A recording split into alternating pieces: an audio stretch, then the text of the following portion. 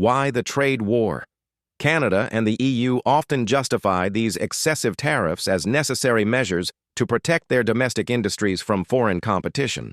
However, these high tariffs disproportionately harmed American businesses, making it difficult for U.S. farmers and manufacturers to compete on a level playing field. Pre-Trump tariffs on American goods, Canada, dairy products.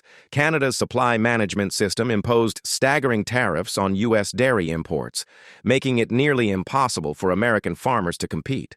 Milk, up to 270%, cheese, up to 245%, butter, up to 298%, poultry and eggs. Similarly, high tariffs protected Canada's domestic producers while restricting American exports. European Union, agricultural products. The EU imposed unfairly high tariffs on key American farm goods. Sweet corn, beans, rice, peanut butter, and fruit juices faced 25% tariffs. Processed meats and dairy also encountered significant barriers. Automobiles. While the U.S.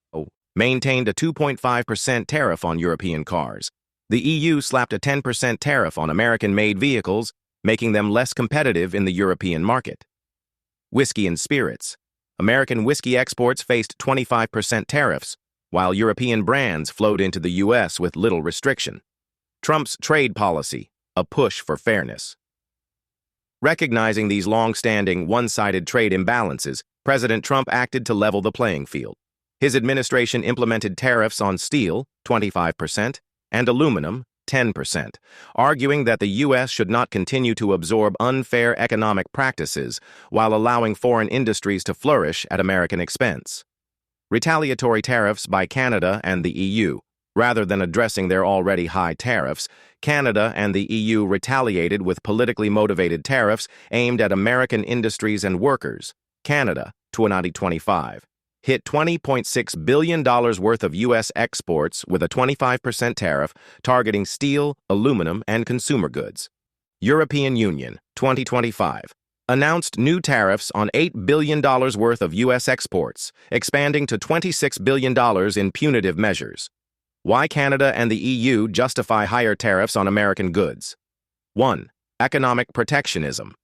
Although they claim these tariffs shield local industries, they prevent fair competition from American businesses. 2. Maintaining trade leverage. Canada and the EU manipulate trade rules in their favor by imposing high tariffs. 3. Retaliation against U.S. tariffs. Instead of negotiating fairly, they escalate the situation, punishing U.S. workers for policies designed to bring balance to trade. Conclusion. For decades, Canada and the EU benefited from a trade system that disadvantaged American workers and industries. Trump's policies exposed and challenged this imbalance, forcing long overdue discussions about reciprocity and fairness in global trade. The backlash from Canada and the EU wasn't about protecting industries, it was about protecting an unfair advantage they had enjoyed for years at America's expense.